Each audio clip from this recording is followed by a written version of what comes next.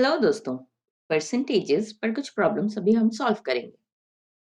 On a test consisting of 75 questions carrying 1 mark each, Samir answered 75% of the first 40 questions correctly. So he answered 75% of first 40 questions correctly. What approximate percent of the other 35 questions does he need to answer to score 80% on the entire test? तो देखें, total points में से उसे 80% करना है। तो total are 75 points, क्योंकि हर एक क्वेश्चन के लिए 1 मार्क है। तो 80% ऑफ 75 उसे चाहिए। उसने 75% ऑफ फर्स्ट 40 क्वेश्चन सही से आंसर किए। अभी what percent of the other remaining 35 questions he need to answer? So let that be x% of 35. Okay, तो 75% ऑफ 40 होगा 75/100 टाइम्स 40, राइट। 25 3s, 25 4s, 4 10। तो ये वैल्यू हो गई हमारी 30 प्लस x% यानी x/100 of 35 is equal to 80/100 of 75।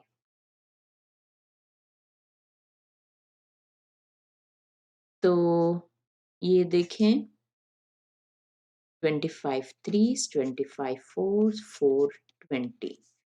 So x/100 times 35 is equal to 20 times 3 is 60.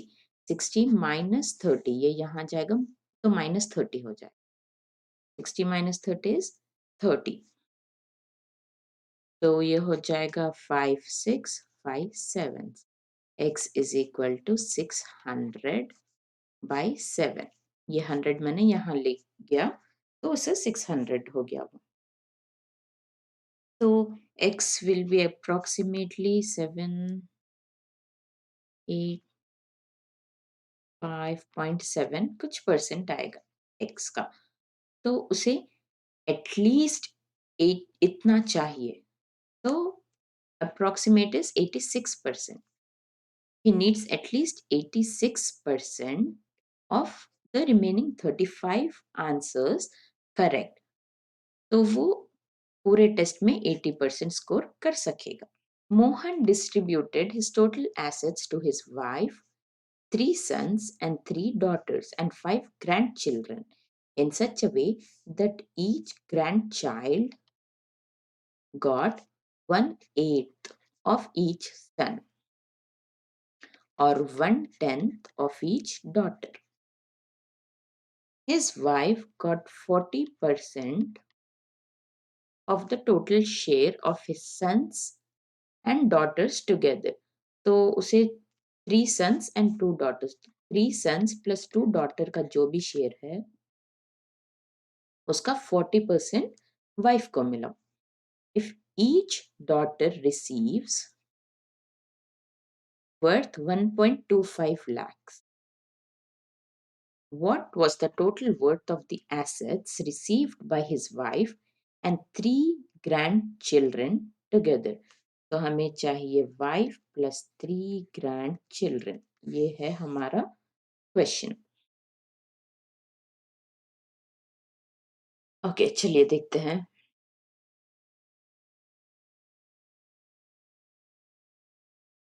Okay, ये दो इक्वेशन से हमें पता चला है कि s/8 is equal to d/10. That implies 10s is equal to 8d. 4 5 5s is equal to 4d. d की value हमें पता है 1.25 लाख। तो 5s is equal to 1.25 times 4 क्या होगा?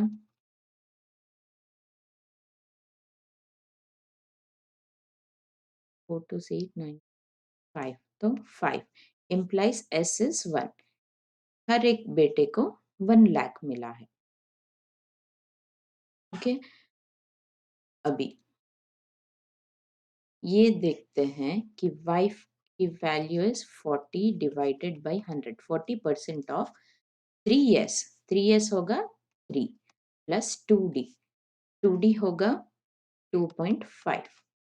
Okay, that is equal to 40 by 100 times 5.5, ये point निकाल दें, बाई 10 ले लें, तो ये हो जाएगा 55 टाइम्स 40 कितना हो गया, 4 5 20, ये 0 आ जाएगा, 4 5 20 22, 2200 डिवाइडेड बाई 2.2 lakhs। वाइफ को मिला 2.2 lakhs, तो हमारे पास W है, S है, D है। हमें चाहिए W प्लस 3 ग्रैंड चिल्ड्रन। तो ग्रैंड चिल्ड्रन की वैल्यू इसमें सब्स्टिट्यूट कर दीजिए। ग्रैंड चिल्ड्रन, हर एक ग्रैंड चिल्ड्रन को मिला है D by 10, D इज 1.25, तो 1.25 lakhs by 10 यानी 0.125। ओके, अभी देखें मैं यहाँ पर हर चीज लैक्स में रख रही हूँ, तो मेरा आंसर भी लैख में होगा, तो इसीलिए मैंने इस तरीके से लिखा है। मैंने 12,000 नहीं लिखा, 0.125 लैक्स लिखा है, ताकि कंसिस्टेंट यूनिट रहे थ्रू आउट। हमें चाहिए वाइफ प्लस 3 ग्रैंड चिल्ड्रन की वैल्यू, तो वाइफ का हो गया 2.2 लाख एंड 3 ग्रैंड चिल्ड्रन का हो गया 0.125 टाइम्स 3, 3 5 15, 3 2 6 7, 3 1 3, 0.375 प्लस 0.375, तो ये हो जाएगा 2.575 लैक्स। तो इसे कैसे लिखते हैं, 2.575 lakhs, units, tens, hundreds, thousand, 10,000, lakh, तो 2,57,500, that is the total value. 43% यानी 43 by 100 ऑफ 2750 माइनस 38 by 100, ये बड़ा स्ट्रेट फॉरवर्ड क्वेश्चन, 2990 कितना होगा, तो अभी हम 0 0 कैंसिल कर देते हैं। 275 टाइम्स 43 कर लें, 3 5 15, 3 7 21, 22, 3 2 6 7 8, 4 5 20, 4 7 28, 30, 4 2 8, 11, तो ये हो गया 11825, 510 है तो 118.25 हो गया। अभी इसकी वैल्यू देख ले, 299 टाइम्स 38 हो जाएगा 8972, 79, 16, 3927, 3927, 29, 326, 78, 26131, 11, यहाँ पर भी बाई 10 है तो पॉइंट। अब ये दोनों को सब्ट्रैक्ट करें, 1182.5 माइनस 1136.2, तो ये हो जाएगा 0.364, 46.3। ये बड़ा ही स्ट्रेट फॉरवर्ड क्वेश्चन है, बस कैलकुलेशन हम जल्दी से कर सके और करेक्टली कर सके तो आंसर तक भी हम सही से पहुंच सकेंगे। Miss Sujata invests 7%, that is, this value of her monthly salary in mutual fund. Let her monthly salary be X. X का 7% उन्होंने कहा है, 7% of X is 2170. Okay? Later she invests 18% of her monthly salary in recurring deposits. 18% of X भी invest कर दिया later in recurring deposits. Also, she invests 6% of her salary on NSCs. 6% of XP invest किया. What is the total amount invested? Total annual amount, annual यानी per year. तो जो भी monthly आएगा उससे multiply by 12. What is the total annual amount invested by Miss Sujata? तो अभी देखें मंथली वो कितना इन्वेस्ट कर रही है, 18 प्लस 6 24, 24 प्लस 6 24 प्लस 7 हो जाएगा 31, तो every month she is investing 31% of her salary. Okay, तो हम पहले ये वैल्यू फाइंड आउट करेंगे, उसको मल्टीप्लाई बाय 12 करेंगे तो हमें एनुअल इन्वेस्टमेंट पता चलेगा। 7% of x is this, यानी 7 by 100x is equal to 2170. So 7310, right? Implies x is equal to 31,000. उनकी मंथली सैलरी है 31,000, जिसमें से वो 31% इन्वेस्ट कर रही है, यानी 31 by 100 of 31,000 she is investing every month. तो ये चला जाएगा, 31 टाइम्स 31 कितना हुआ, 1339, 961। तो 9610 every month she is investing this month, इतना अमाउंट वो इन्वेस्ट कर रही है।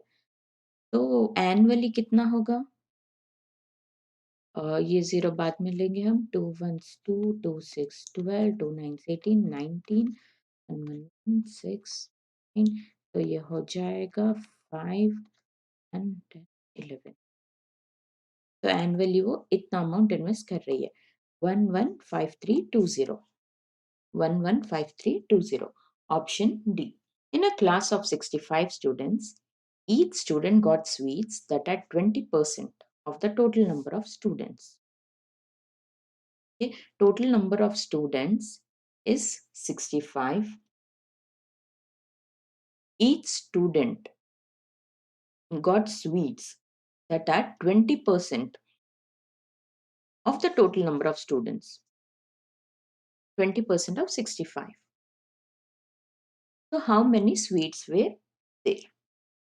तो ये एक स्टूडेंट को इतना मिला है, तो how many total sweets were there? Into 65, क्योंकि total number of students are 65 and each student got this much amount of sweet. तो ये हो जाएगा 20 by 100 times 65 times 65. ओके, ये 5 5 1 3, तो 65 times 13, 15 6 12 13 1 5 5 1 6 6, okay, 5 8 7, sorry, 3 5 5 3 6 18 19 होगा ये, तो 4 8 845, therefore option B. Keshav spent this much on his birthday party and this much on buying home appliances, and the remaining 25% of the total amount he had as cash with him. What was the total amount? तो देखिए, कोई एक total amount था, उसमें से उसने ये इतना स्पेंड किया प्लस इतना स्पेंड किया plus 25% of the total amount बच गया उसके पास, यानी 25 by 100 ऑफ एक्स कैश है उसके पास। तो व्हाट्स द टोटल अमाउंट, हमें एक्स फाइंड आउट करना है। ये क्या होगा, 0.25x, तो ये इसे हम यहाँ ले जाएंगे तो हो जाएगा x 1 minus 0.25 is equal to, ये ऐड कर ले, 0 1 2 3 0 again 1 5 6 0 again 1 8 9 4 1 5 6 7 8, 84,000। तो 0.75 of x is 84,000, हमें x फाइंड आउट करना है, तो वो हो जाएगा 84,000 by 0.75, पॉइंट निकाल दें, 100 लगा दें, 25 3 25 4 3 2 6 3, यहाँ पे 2 बचेगा, 8 0 0 0, therefore x would be, multiply this by 4, 28 times 4 कितना होगा, 32, 4 2 से 8 9 10 11, 112,000। तो इतना टोटल अमाउंट है उसके पास। Mister Sinha invest 12% of his monthly salary, that is this in insurance policy, later he invests this in monthly salary,